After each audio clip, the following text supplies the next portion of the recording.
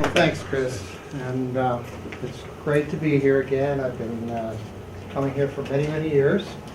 And Francine and Jim have been putting up with me for many, many years. And so I'm glad to be back. And I took a year off last year, and so it's nice to be back. Feels like home here. I want to thank Seal. She was great in corresponding and getting all the details figured out and all the logistics and everything. So thank you very much. You're welcome, sir. She's a behind-the-scenes person and through phone calls and emails.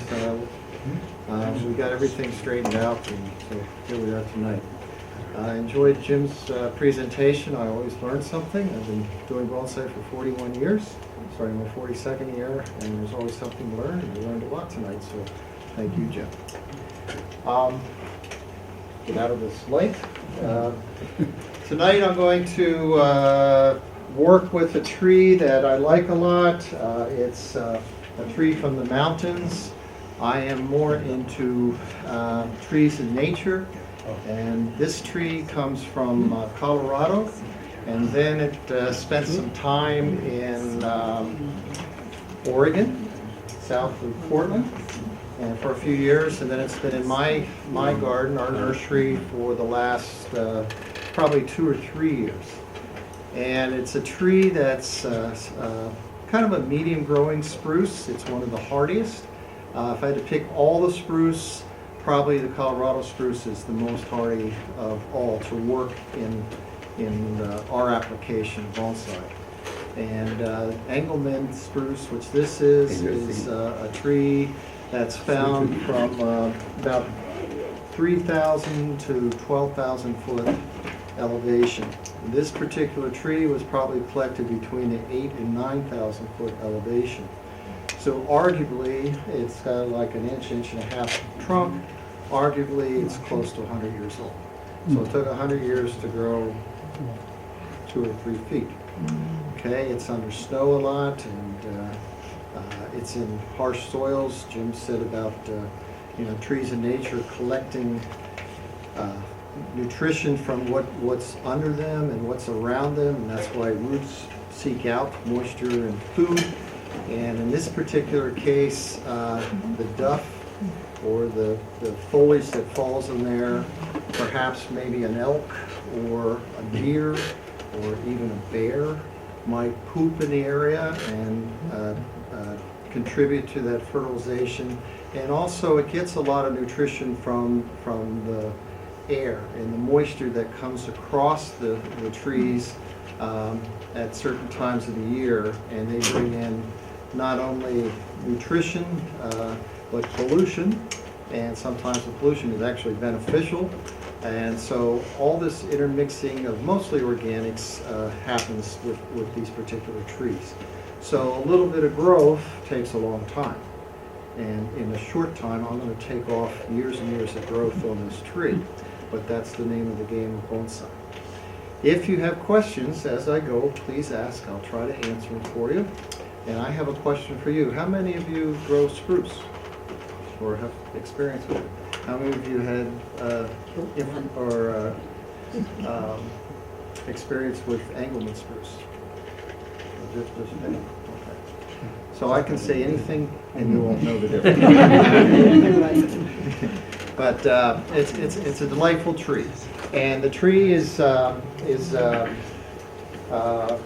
one that doesn't just stay with its own species. And somebody asked me earlier on. Well, the grower here asked me, he said, "No, that's a long-needled Engelmann spruce," and the answer is, it's not a hybrid, but it's one that mixed genetics with probably the Colorado spruce. So this is Picea engelmanni, and with Picea glauca, or pungens glauca, it kind of had together, and so there's a little bluish to the foliage of this particular one, and the needle's just a little bit longer than the normal Engelmann spruce. So this is kind of mutation or hybrid of what happens in nature. And so, again, arguably for 100 years this was growing in a rock of some sort, and higher elevation, brought down the lower elevation, brought down to Pennsylvania, and now it's going to reside in New York. So one of you, I guess this is a raffle, Yes. and one of you will be taking this home. And before I forget, I have a handout on spruce and on the care and the physiology of it, and so you can identify it amongst other spruce. And it has, of course, a seed. That's how plants grow. And this particular plate, this is the needle for identification, the seed. And do spruce cones grow down or up? Okay. Well, it's down. Fir cones grow up. Okay. So just a quick fun lesson how you find those in nature. It's mostly in western North America that these particular trees grow, but they do find their ways in other parts of the country. But again, it's really tall, mountainous. They can adapt to just about any soils as long as it's moist. Moisture is a key. And what we grow our trees in the beginning is something called pumice. And I'll pass this around. And you'll see there's very little organic matter, as Jim was alluding to. You can see some of the duff, the old needles, and things like that. And you can see it's a large particle. Large particle accepts moisture, holds fertilizers in place, and some of the duff, it actually finds its way into the pockets of the pumice. And this is what we grow our yamadori or collected trees in this pumice. And the pumice is it's a natural form product. It is difficult to get, but fortunately, when I get these trees in, which will be next a week from Friday, they're coming to Pennsylvania. They're going to go first to Chicago. We're going to drop off 100 there. We have a satellite.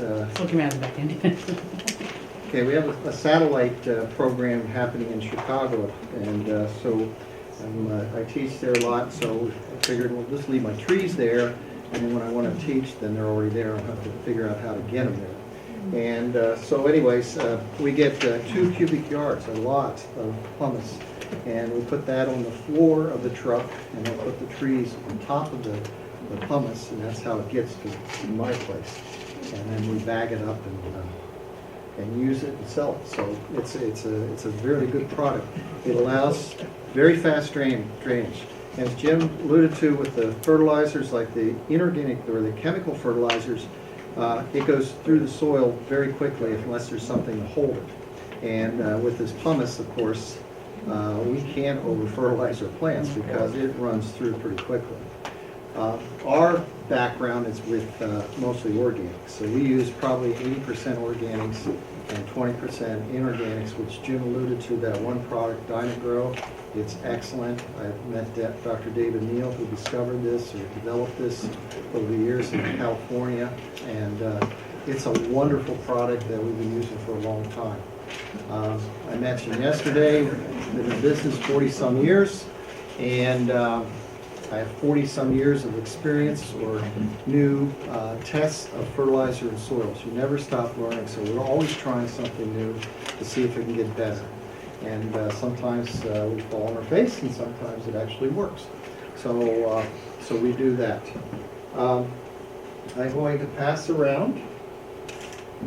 Well, before I forget to, I brought 2 things. If anybody's interested, this is our class calendar till December, and I have wonderful guest artists that come to our place to teach. We have 1-day to 4-day courses, and Bjorn Horn is coming, and I just saw him in Japan 3 weeks ago, and he's a neat guy, very challenged, so you'll enjoy him.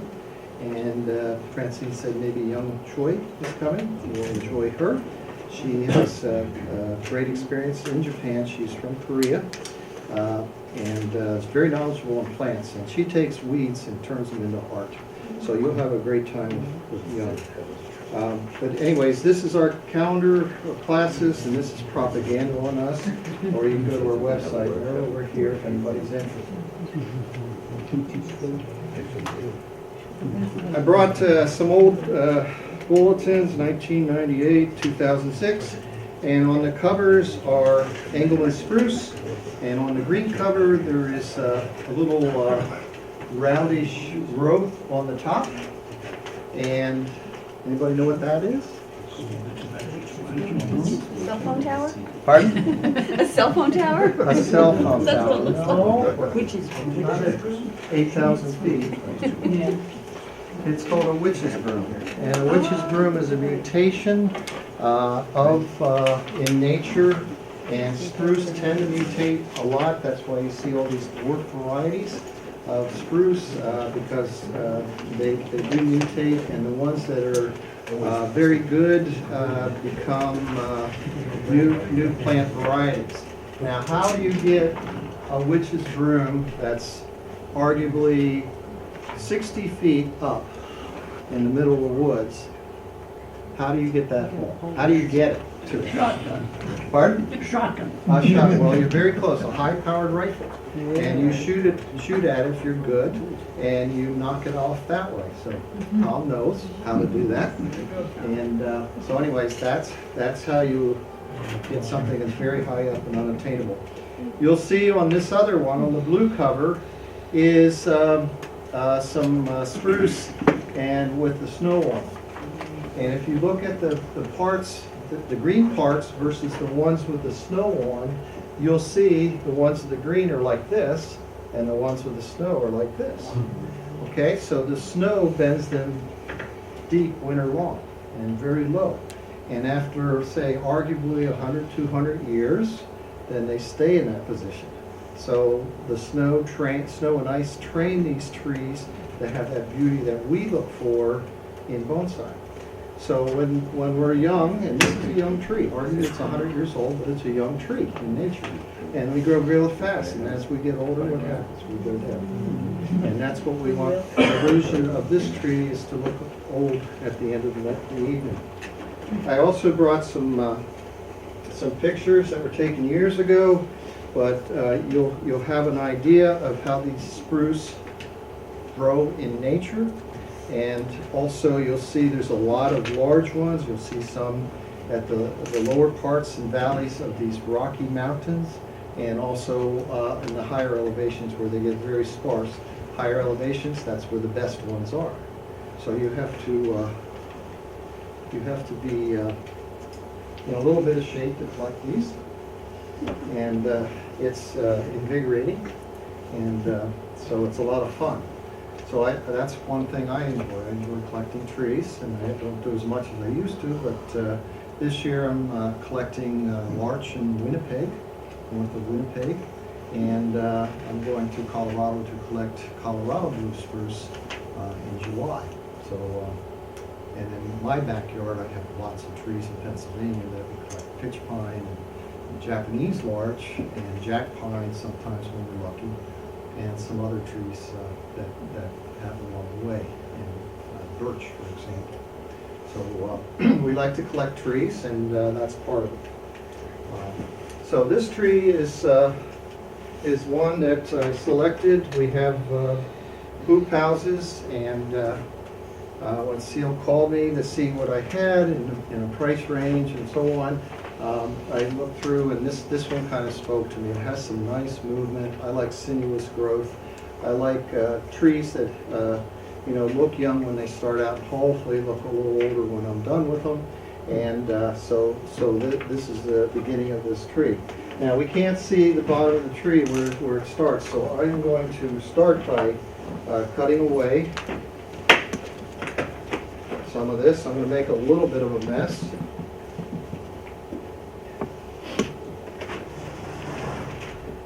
And the pumice we'll just put to the side in case whoever has this wants to reintroduce it to another pot. Oh, first off, I should do something else too.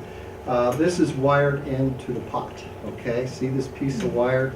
It's going around the trunk of the tree before I enter the trunk of the tree. This is how we ship things and how I get things without falling apart from Pennsylvania to New York. And on Friday, I came in and went right to Brooklyn Botanic Garden.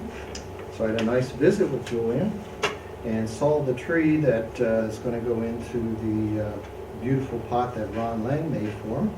And Ron has this kiln opening, and his wife Sharon has this kiln opening every year. It's going to be in August this year. And they are both retired professors at Maryland Institute of College of Art in ceramics.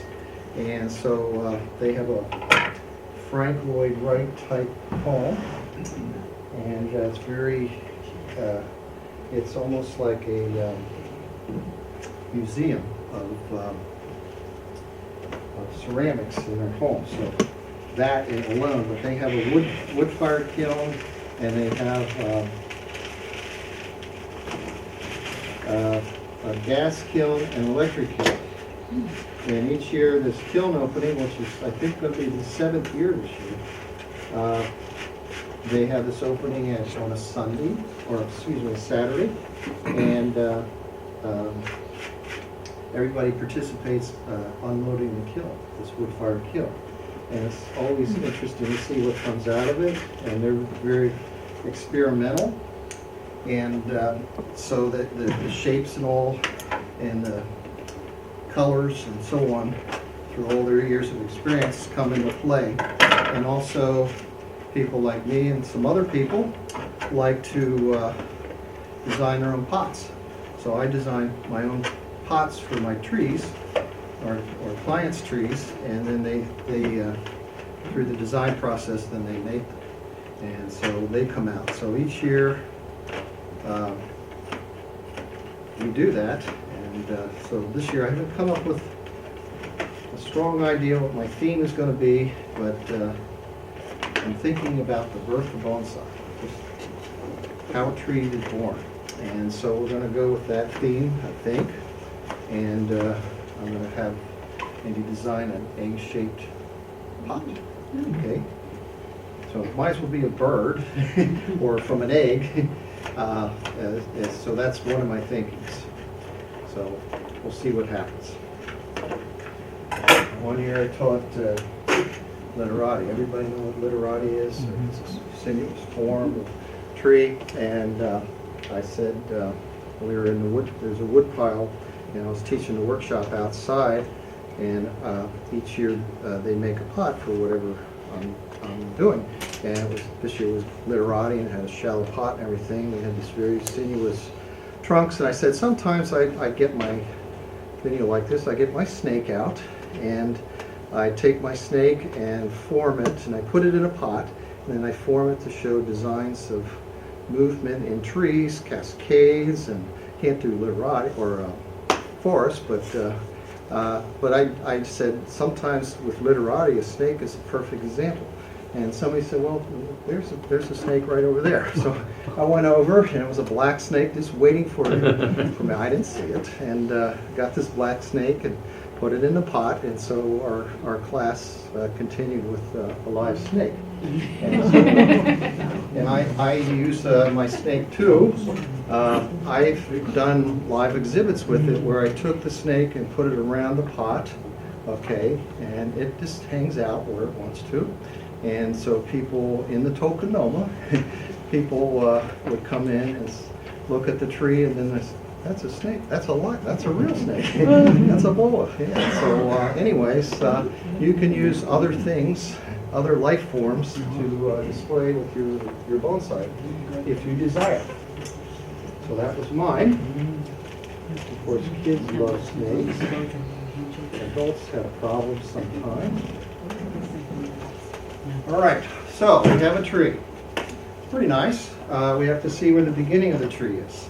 That's what we did in the workshop. I had everybody spend a little time seeing where the surface roots are. Because if I design this and the surface roots are down here, maybe I didn't do a good job or couldn't see the tree as far as the design is concerned. So always, always, always, when you're starting a tree design, find out where it begins. And I look at a tree as a story. And the first chapter is the surface roots. So the opening chapter is somewhere down here. And Engelmann spruce, ponderosa pine, lodgepole pine, flexless pine that we get in from this same neighborhood really don't have, in most cases, great surface roots. So I'm not expecting much out of this, but I'm expecting to find where they start. And the base of the tree kind of flares out a little bit once you do get down to that point.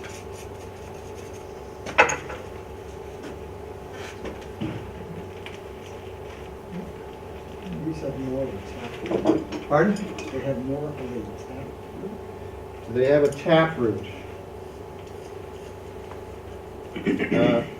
Most trees don't read those books. And not many trees actually have an actual taproot like you see in drawings. A taproot is found where the soil is almost, the richness of the soil is almost endless. But in nature, there's different layers of soil, and different parts of the country have different depths of certain types of soil, and so on. And my classes in college were called soil fertility, and we called it, the students called it dirt fert. And during dirt fert class, the first opening sentence that my professor said was, if you don't learn anything else, he says, remember this, dirt is dirt. So it took me 4 years to figure out what that meant. But it depends on where the tree's growing. Now, where does this tree grow? In nature, where it was collected, it's grown in a pocket of granite. So this pocket might be this big, it might be bigger than this table, but it's a pocket of granite, so it might only be this deep. Okay, so for it to have a taproot, it's not going to happen. So say if this was a taproot here, and it hit down this pocket, what's going to happen? It's going to distribute. So these roots are going to hit that bottom part of the granite and then just flare out. And so this will not have a taproot. If it does, I would be awful, awful surprised. So I'm going to stop at this point. I'm finding a lot of fibrous roots here, and I'm finding a little bit of a flare of the tree, but I'm not finding a large root, and I don't want to disturb too much form. But I'm down at the flare, so I'm pretty close. And I will only do what I know I can get away with this tree. I am not going to overstyle it.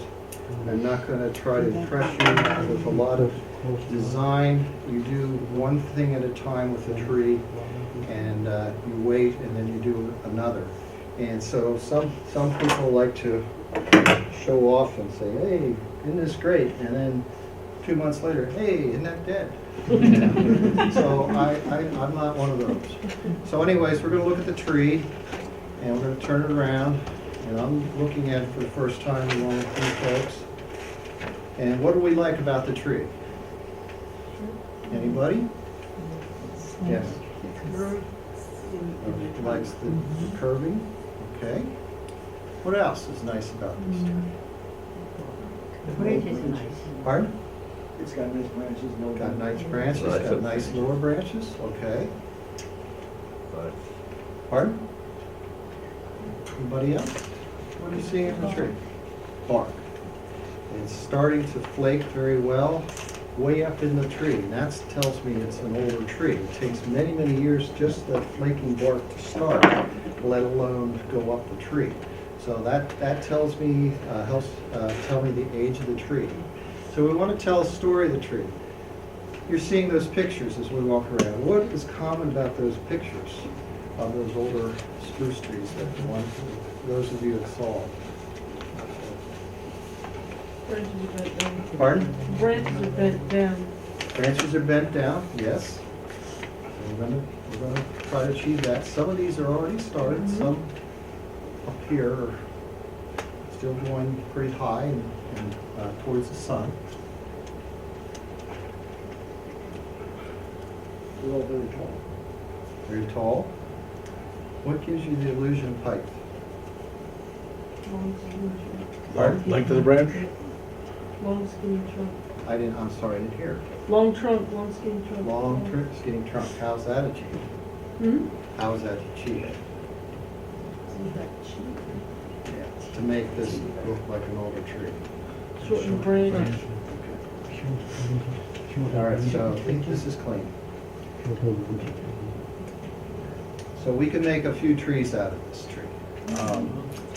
One is,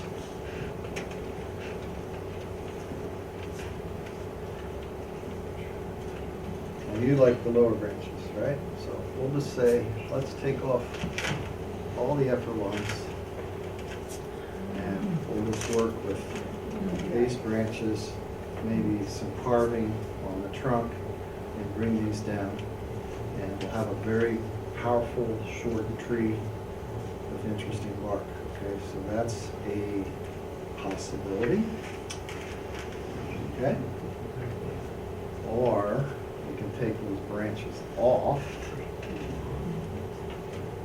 and bring these branches into that area and make this look like a tall, sinuous old tree. Okay?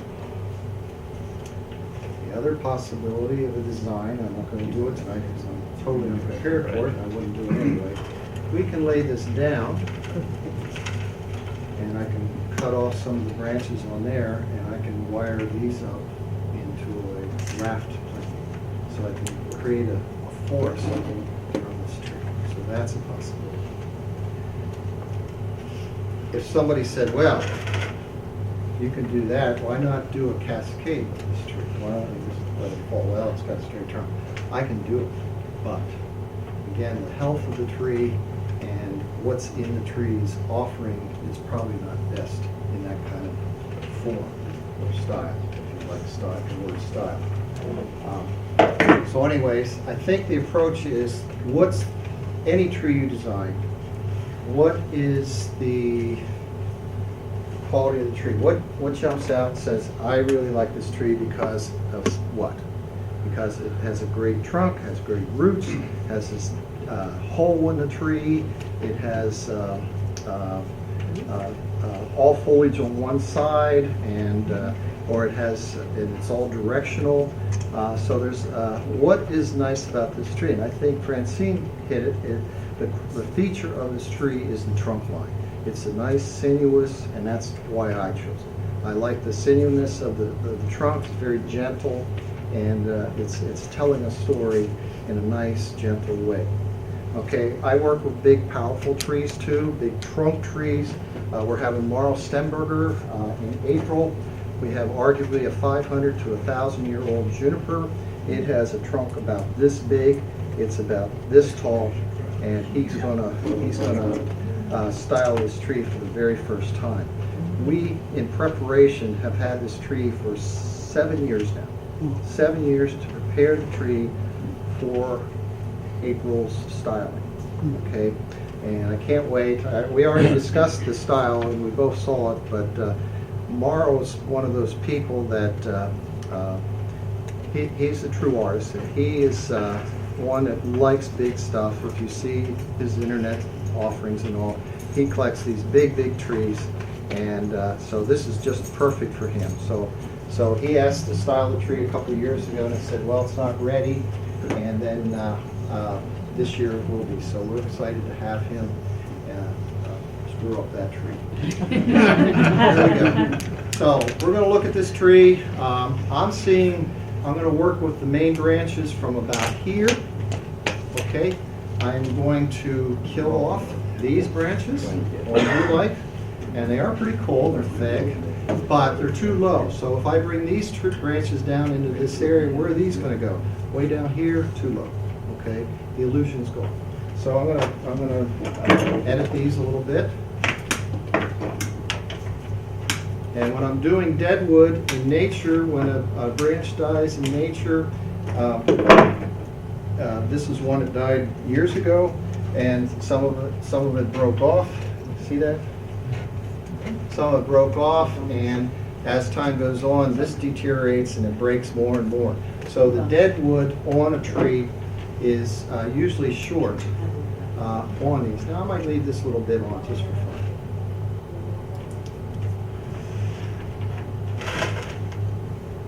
So I'm shortening these like so to give the illusion, and quickly you can see they have a little fragrance.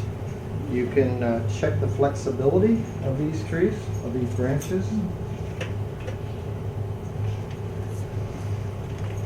Jim, do they bud back? Do they bud back? Yes, Or can you? they do. You can see it on here. Not like a deciduous tree would be, but they do bud back. Yes, the answer is yes. Is there a certain way you would do it? Pardon? Is there a certain way you would do it? I have mine that everything is out at the edge and nothing is coming back in.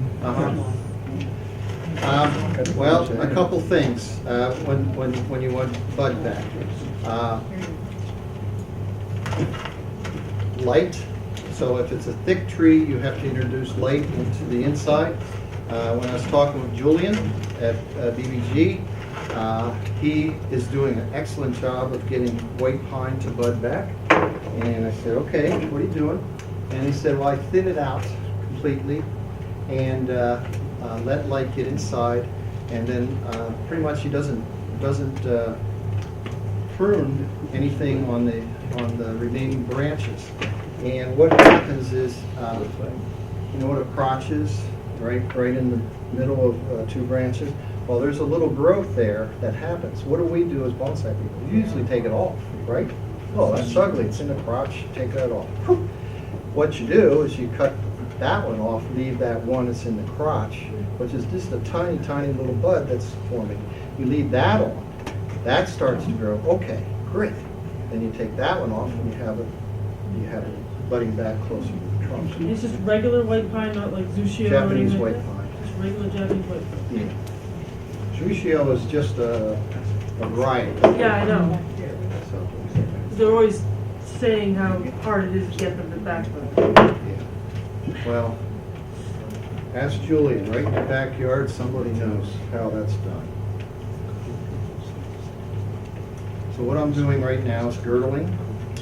The branches I just cut, I'm girdling first, and then I'm going to strip the bark off of them.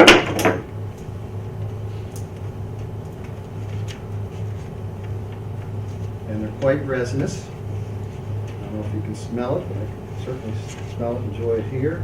The pieces I'm passing around have some fragrance. When you collect trees up in the mountains where these grow, it smells so wonderful. I never get tired of that.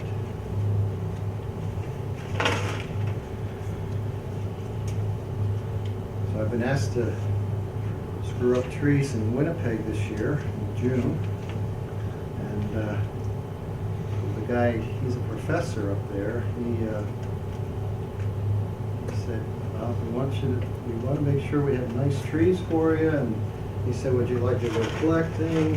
And I said, great. And I'm talking to him in about a little over a month ago. I said, how's the weather? And he said it's minus 57 degrees Fahrenheit. Minus 57 degrees. He said, we were colder than Mars. And somebody looked it up. They said we were colder than Mars. So they had a big celebration that we're colder than Mars.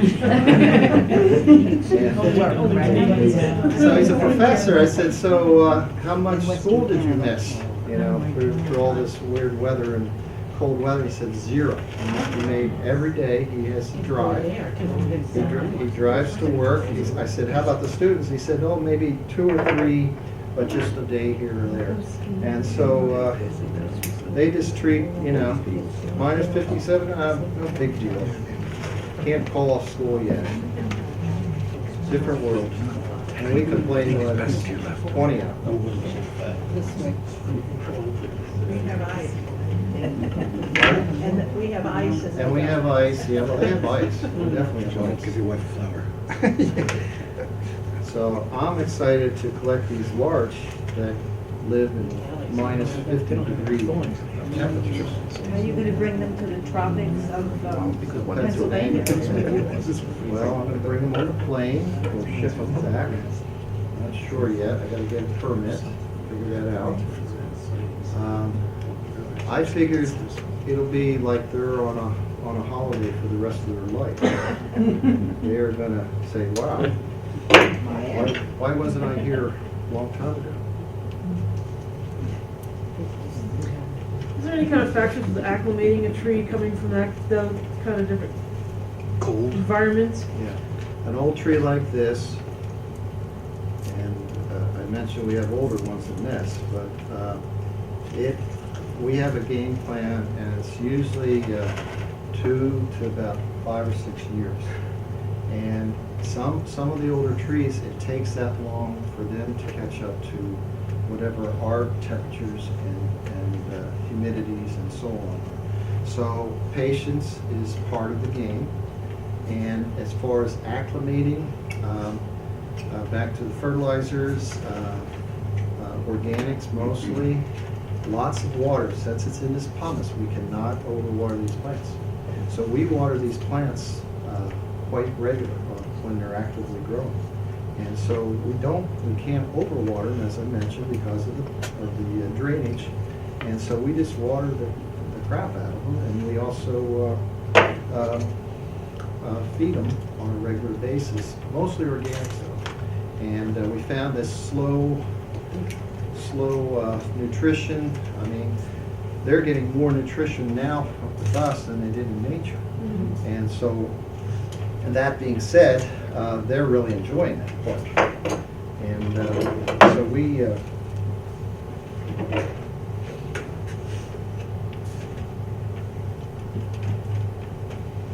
approach it that way. It's like if we took Francine and Jim in Africa, and we take these starving people in Africa, these kids, and they're living on roots and insects and whatever they can find to eat, and occasional, Francine was saying, fish, and fresh fish, and whatever they can find to eat, they're eating. That's what they're living off of. And if we took these kids and brought them to New York, and we took them to a deli, and you have corned beef sandwiches, and you have French fries, and you have bread and all, are they gonna refuse? Oh, no, I live on roots and insects and occasional fish. No, I can't have that. So anyways, these are like these African kids. We're feeding them much more than they got, so they're gonna stay around. They like it. And so all we have to do is figure out how much or how little and how often. And that's part of learning about trees in general, not whether you do bonsai or not. And so we try to figure out that game plan. And How many do you lose when you bring them down? that's always a good question. Too many. Percentage-wise, I would say, looking for a certain pool, 10 to 20%.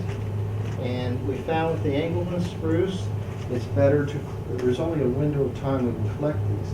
And we found that the fall collecting, September, is a better month than like May or June.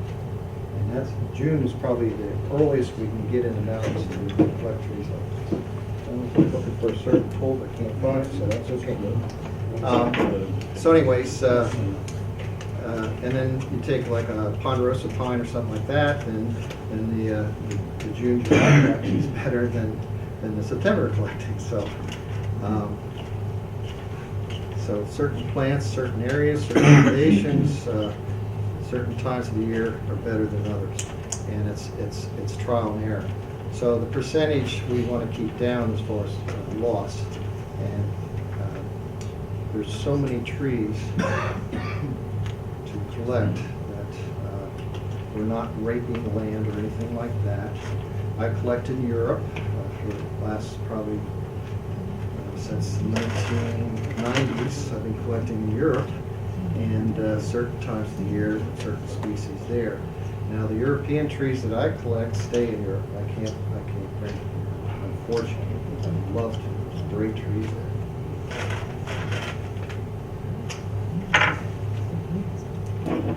But our import laws don't allow it, so. Jim, why would you collect it in Europe then? Just for the... To learn. To learn. To learn. You never stop learning with bonsai. And so I teach in Europe, so if I'm up in the mountains where these trees grow, I understand them more than if I'm just coming to a field like tonight and they give me a tree to work on and I try to think my way through it. So it's to learn. And I have a friend there, the trees I collect, they just stay at his nursery. And actually, this particular tree is his tree. And so he gets these trees and they stay at my nursery. And so we have this little information exchange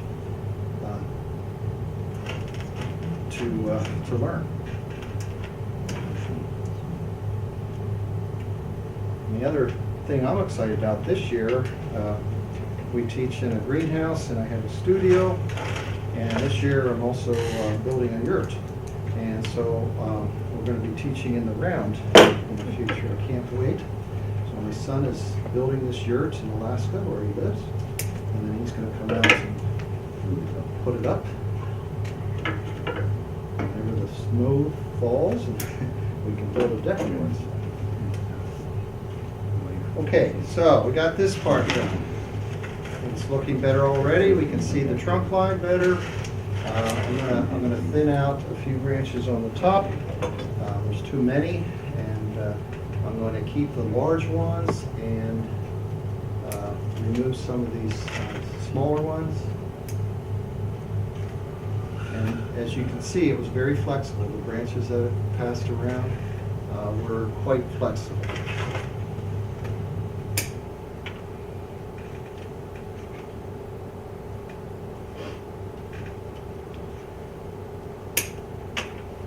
Any questions? What's a yurt? Pardon? What's a yurt? What's a yurt? It's a Mongolian structure. It's the walls are going to be round, and I like to teach in a round, as you saw yesterday. It goes up about approximately 8 feet, and then it peaks up to about maybe 15, 20 feet. And there'll be like a skylight in the middle, and that's also where the exhaust for the heating system will be, which would be a simple gas stove.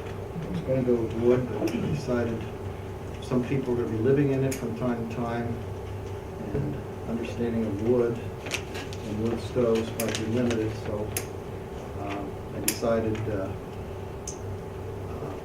going to go with gas. You just turn it on and you turn it off. It would be simpler than that. The skin is canvas? Yeah, it's kind of a canvas. I have pictures I can show you on that. Synthetic igloo? Pardon? Synthetic igloo?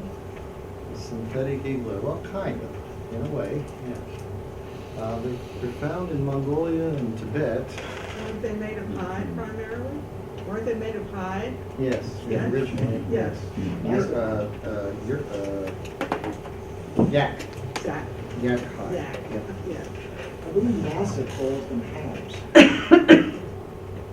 NASA calls them halves. Halves. Yeah, that's what they're planning on directing on Mars if we ever get there. Wealth of knowledge. But I keep reading this book over and over. All right, what I'm seeing with this, everybody see it was cut, the top was cut? See that? Okay. It's pretty blunt. Now I can say, okay, if I put this branch up and these down, it's going to look young. Again, it's going to go down. So what I'm looking at now is I like this move. It's kind of straight the last 3 or 4 inches. So, guess what? go off with its head. All right. Now we have that.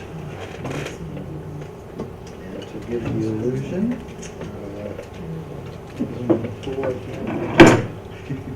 I'll use this one. Jim, how cold does it get where these come from?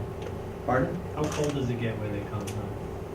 Well, 12,000 foot elevation, it's pretty cold.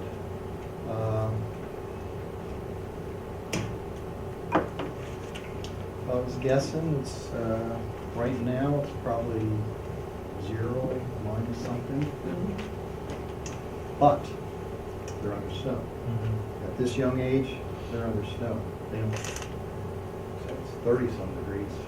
Right. So sometimes the hardiness of these is unknown till you're brought down into areas like we are and learn about the applications.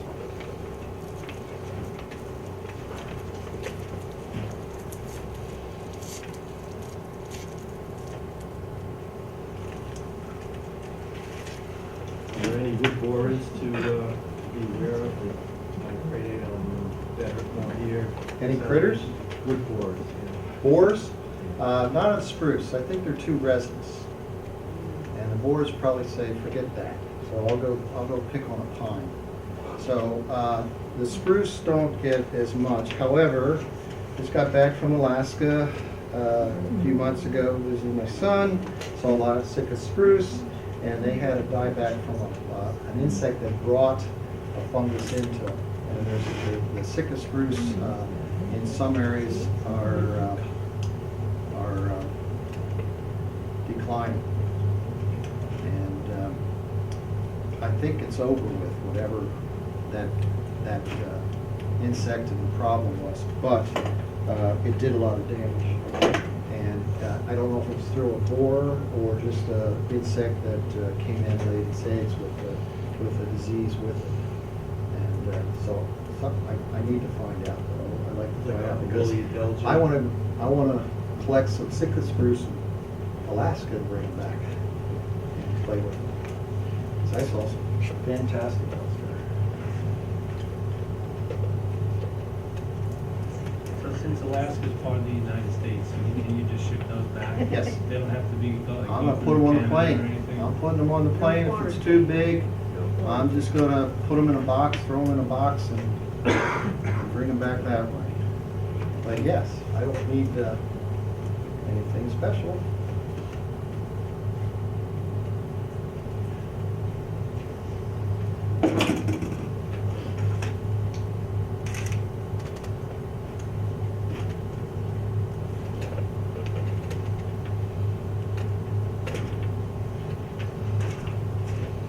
Now, just for fun, whoever gets this tree, I'm doing this as an experiment. See how narrow the lifeline is to this branch? So we'll see if it makes it. If it doesn't, you just go down and you cut that off. And from there. And as I was doing this, there was a lot of little buds that I destroyed that were on the top here, so which tells me that they do bud back. This earlier question.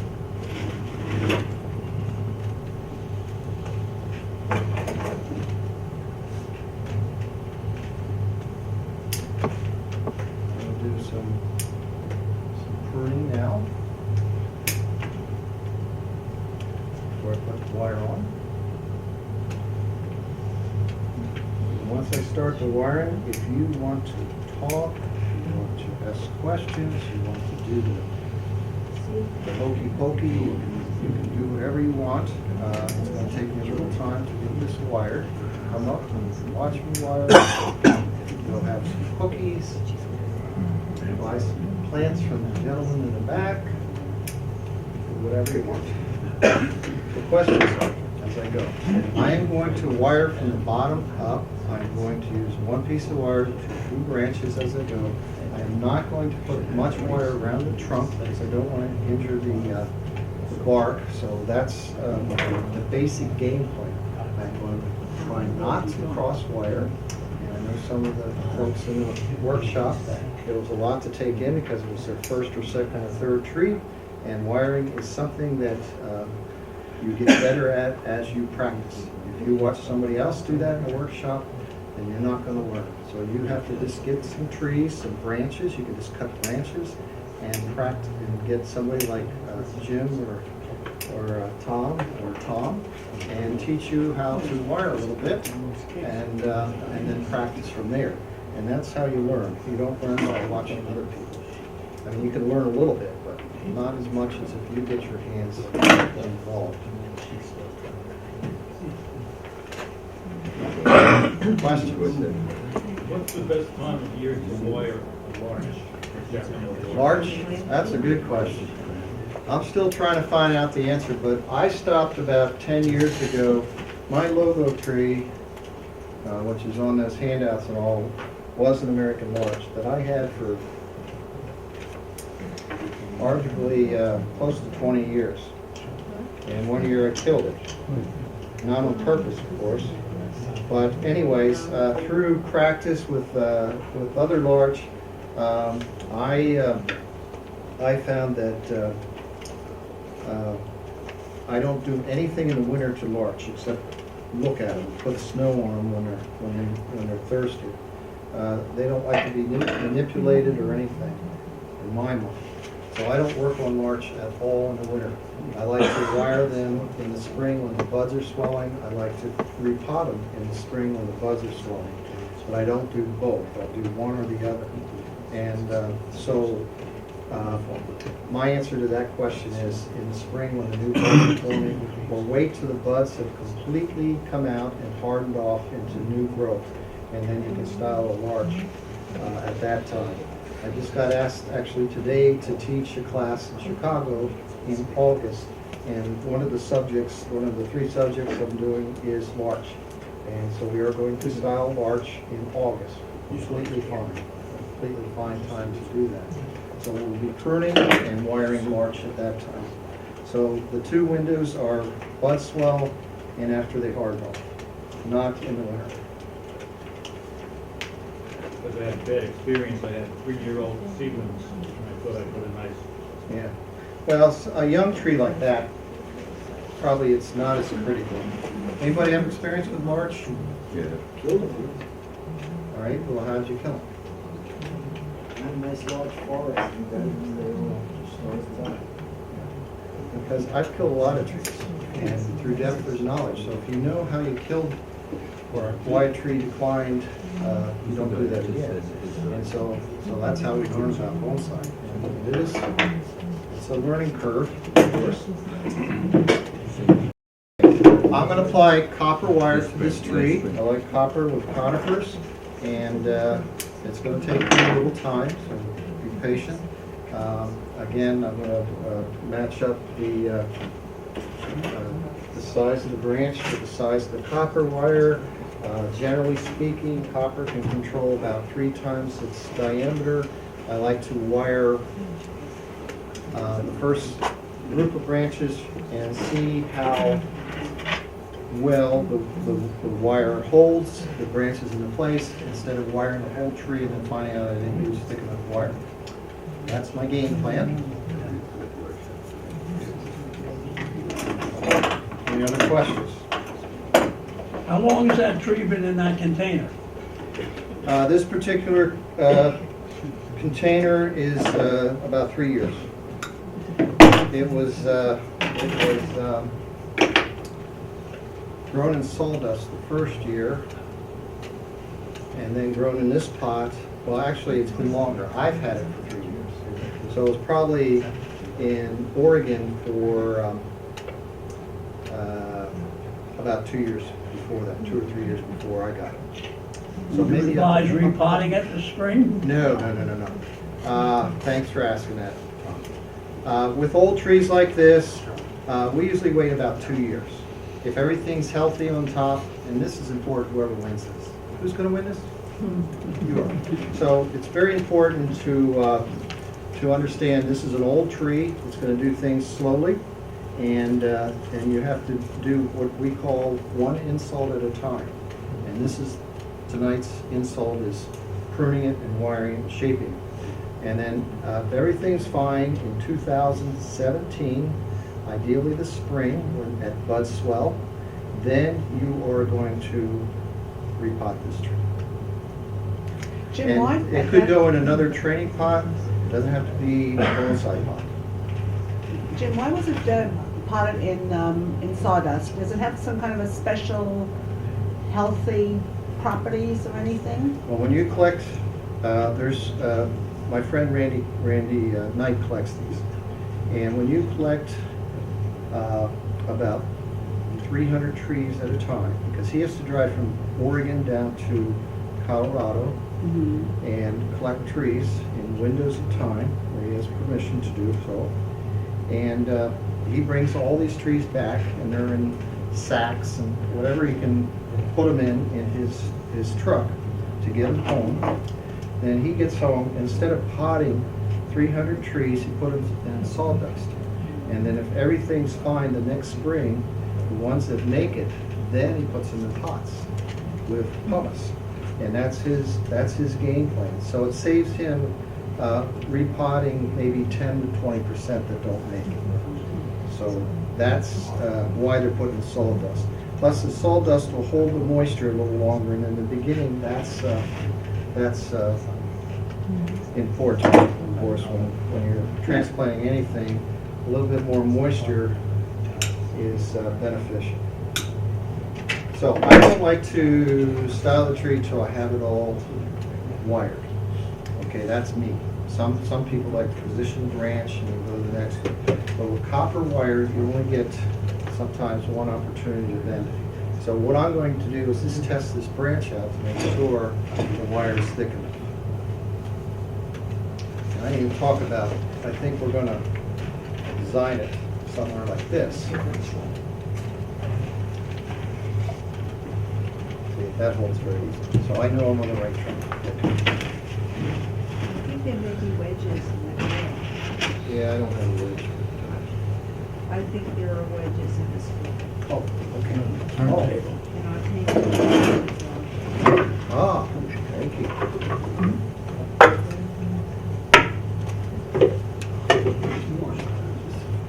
Bad?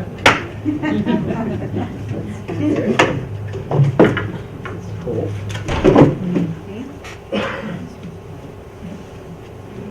Any other questions? Yes. I bought a Perosia from you. I don't have a greenhouse. What was I supposed to do with it? Perosia fern? Keep it from freezing. No, I had it in the house. Okay, so you're on the right track. Lots of moisture. Okay. Yeah, I get those in Japan once in a while. They can grow in very shallow containers or even rocks. Those ferns don't like a lot of food, so don't starve them. Lots of moisture, medium light. That's about it. That I like organic fertilizer. Okay. That's my thing. Why do you want to wait till 2017 to let it repot it? Okay. Why? Why not just do it next year? So I don't want to kill it. If you want to kill it, do it. Now, is that because it's an older tree or Right. just as rule of thumb? Yeah, I'm on the side of caution with trees.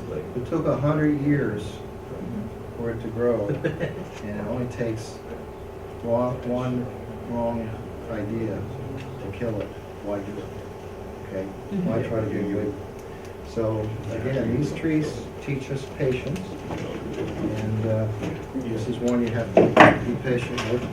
Spruce, and I didn't mention this, but I just thought of it with your question, is spruce have what's called poor memory, which means I'm wiring this tree, and it's going to grow with the wire arguably 6 months to 2 years before we take the wire off, and it might spring back up where it looks like it never had wire on it. You saw the pictures in the American Conifer Society, and the ones under snow are bending down, but once that snow melts, they go up again. So it's going to take a long time for a tree like this to get the idea to stay in position.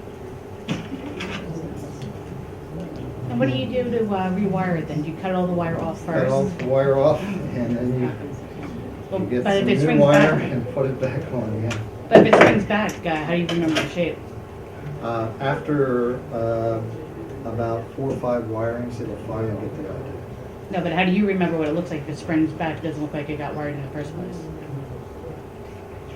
Is this a trick question? He takes the wire off Well, one if the branches are branch down and here then and I take the wire wires. off and they go up here, then it's, so, But let's just say you've got a nice little, you've worked it, you got a nice little taper on it. You cut the wire off, all the taper, and the nice little curve you had, it's gone. So how do you remember? well, this intuition there, you can take a picture, Okay. right? And remember what it looked like before. And a lot of times I do that. We can learn through the camera's eye. That's a good teacher. I mentioned with the workshop students that the first, and you should try to consciously do this. This is number one designer. You should have one of those of any kind. Don't have to be a fancy or anything, but have a turntable when you go to workshops. If it's a bring your own tree workshop, have your tree prepared with all the unwanted foliage, the leaves that are hanging at the bottom of the container, any of that, have that all done. So when you get to the workshop, you can get to the most important part, which is the design of your tree. Instead of spending a half an hour or an hour doing something you should have prepared ahead of time. So the turntable is very important. A camera is important, not even to take a picture, but just to see through the camera's eye what the tree looks like. So that's important to keep in mind when you're taking a workshop. And a sketch pad. Have a sketch pad. You don't have to be a good drawer or anything like that, but through a little sketch, it's going to help you see the detail of the tree. Where you're just looking at the overall tree, and sometimes you're overwhelmed. If you say, "Oh, I got to draw that branch and this branch and that branch, where's that going?" Then you start to see the tree in a different light, and that's a good teacher. So sketchpad, turntable, camera. You can buy from Amazon like a little cheap turntable for like $40. Yeah. And they work fine like for TV, Right. that thing. You don't need to spend $100 or No. $120. You don't have to. If when you start getting a lot of trees and doing a lot of time with your trees, then you might want a better one down the road. But in the beginning, that's a great idea. It doesn't have to be expensive. I just talked myself out of some turntable sales. Sorry. Jim, they also sell these bonsai aggregate slices they offer lava rocks. Lava rock. Lava rocks. Yeah, lava rock's great, but it's from the West Coast, and the shipping's the killer. And the only reason I can afford this pumice from the West Coast is because I'm paying for shipping for my trees. And so really the shipping's free, in my respect. So I sell pumice, I sell out every year because I sell it so cheap, because I can. But people have to pay for the shipping, then they have to add that in to the price of the pumice or the lava rock. How loose do you have to be with How what? to allow for growth of the branch? How close to me? I'm wiring it pretty close. I mean, it's I was almost. just wondering, like, the branches grow, probably not that fast. Yeah, but I mean, they I do know grow, nothing. right. They do grow and expand, and so you have to keep an eye on the growth so it's not growing into the wire. And this is the youngest part of the tree. It's going to grow faster. And this is the part you look at, the upper third first, to see if the branching's growing into the wire. And because the older growth down below will be slower. So that's a basic rule of thumb. Of course, all the trees are different. Yeah. But that's what I usually check first is the upper part of the tree about the story on the wire.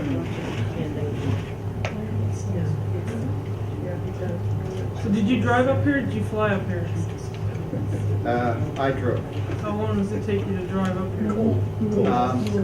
About the same amount of times to drive home, which is. No, really? I'm serious.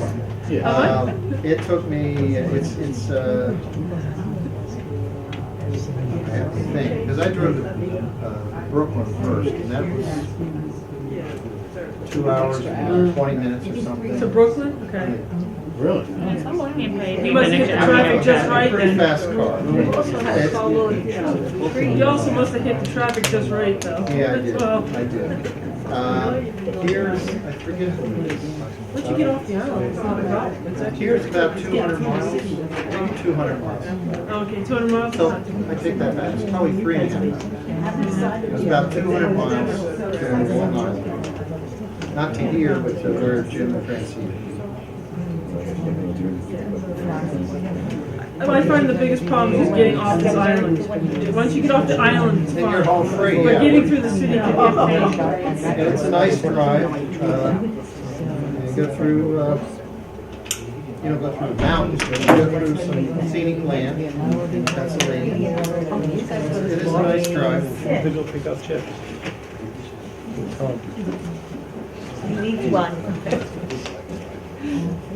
I've always thought about driving down to your place. I'll have to do it. Yeah, just Google us, and we're on the internet. And I've been your webpage. Okay. Well, my daughter's responsible for that. She's the one that makes us look good. I just gave Fran $20. It's his time to help out. My daughter's a graphic designer by profession and art.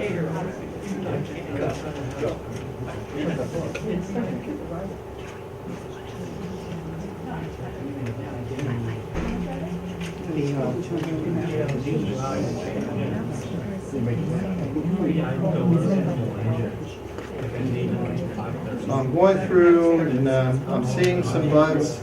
Notice I did not prune many terminal branches. I don't like to disturb them this time of year. They have the stored energy, and so I'm not going to prune them now. In the spring, after they start to bud out, the terminal buds, and there's nice lush new growth, then you can pinch that off. And if you pinch that off, that will trigger the buds closer to the trunk to start growing. So it's important to do that, but this is not the best time of year to do that task.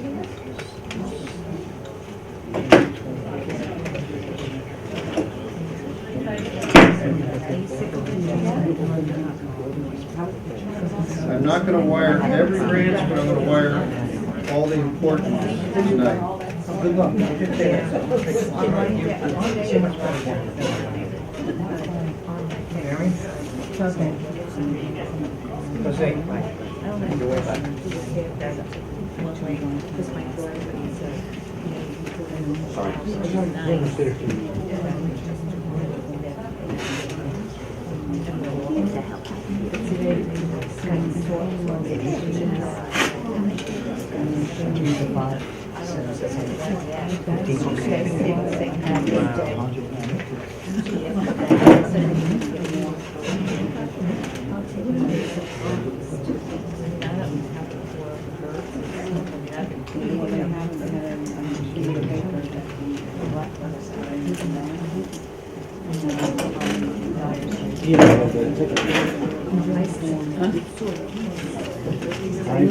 I've never even cooked.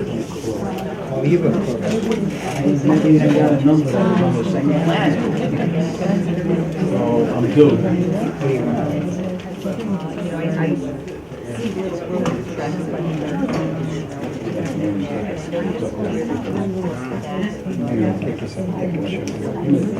I'm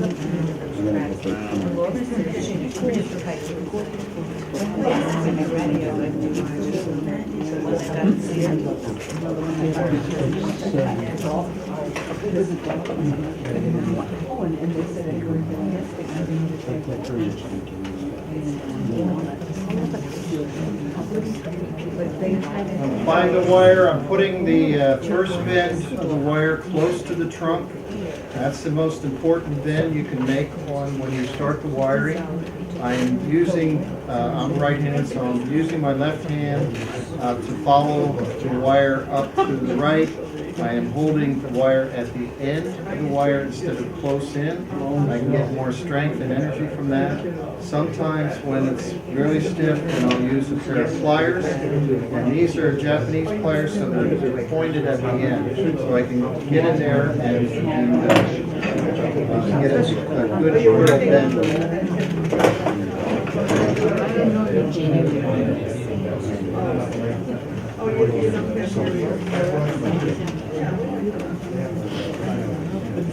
Trying to match up the same diameter branches with the piece of wire.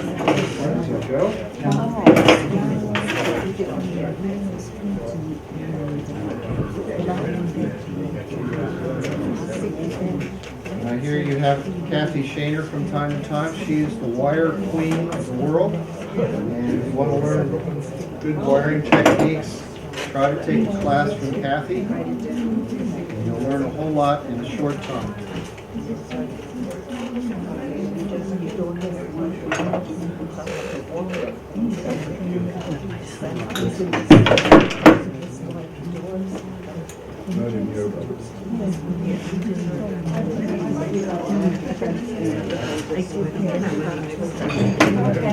Now, obviously, the shock thing works well.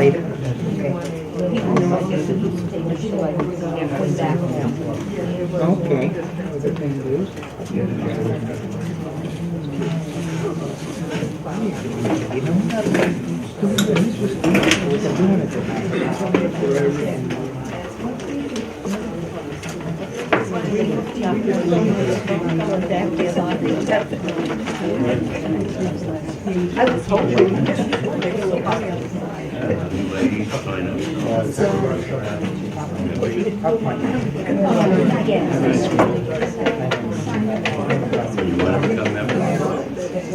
I'm jealous.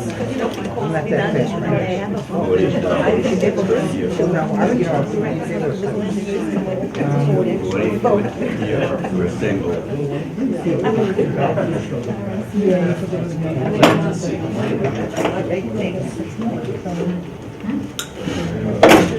But it's been an interesting.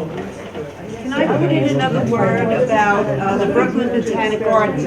I think I forgot to tell you in the first time I spoke that Juliet takes us behind the scenes. We go to places that an ordinary visitor cannot attend. So first of all, he takes us into the Bonsai Museum and tells us something about every tree that's there. But the highlight of this trip is that he takes us behind the scenes into his work area and tells us what his plans are for various trees and what he has done so far. And it's a wonderful, wonderful learning experience. And of course, when his tour is over, his tour takes about 2 hours. When it's over, you can spend the whole day at the garden if you choose. You know, you make your own time schedule. But I just thought I would emphasize that part. Thank you. How much? 3 to 5,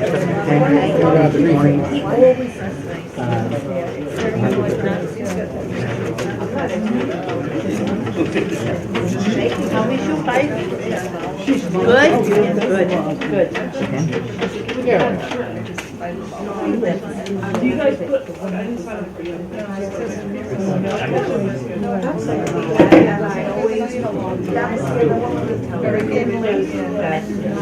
Yes, when is that? Thank you. So if you see somebody before I call, pass the word along. I said, I'm not. you guys put that, are there a lot of parking lots? How do you know which parking lot to go to? There's one parking lot which is located between Spruce Lyceum and doesn't smell. Oh, they have a small one. As you come down off of, Well, smaller than the original, I guess I would say. as you come down, this is what they say. These old parking, yes, is the main drag, right along that. Yes, sir, make a little. Down into my little tiny one. That was with the right. Museums, because I could my game was kind of a little bit further down. More was getting rid of the town park and the parking lot. And I just get the $10 is the entry fee.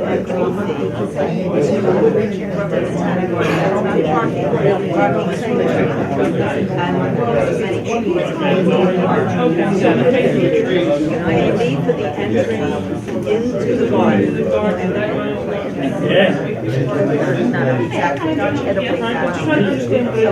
parking lot doesn't belong to either the museum or it's a private concession by the Francine, can you guys take one step, can you take one step back, please? Francine, can you guys take one step back? Thank you. Sorry, whatever. I got tired of saying her back.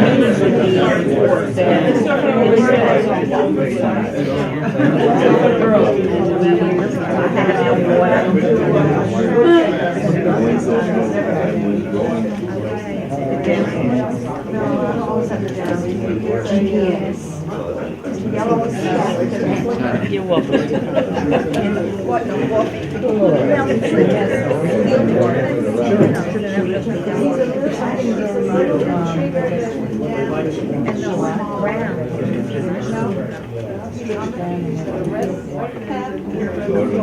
It looks a little permissive. Take a picture. Yeah, go further back. I love it.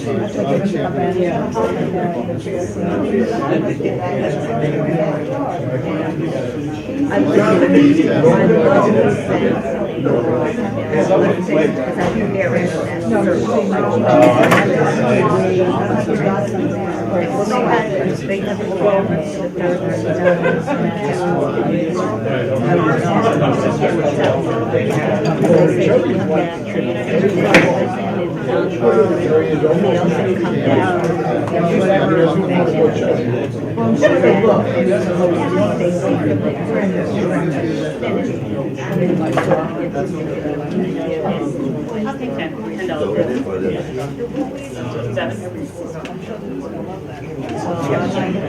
I like that one. Well, I might add, They did fire it. one after. But they had Sometimes if I don't tonight.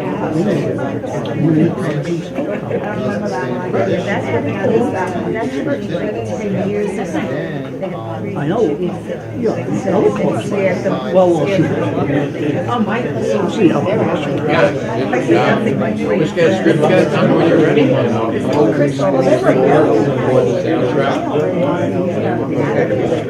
All I'm gonna do is write up a script. And I've got all the notes. I had television. But there's still, I get stuff off the wall. Honey, good going. It looks beautiful.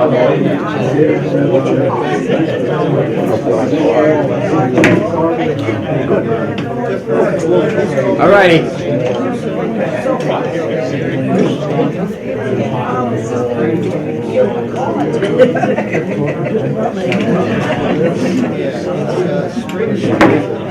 Flat all the way here. I'm not.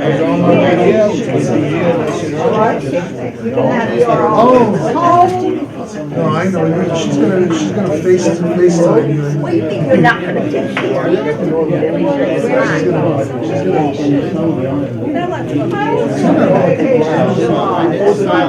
Well, we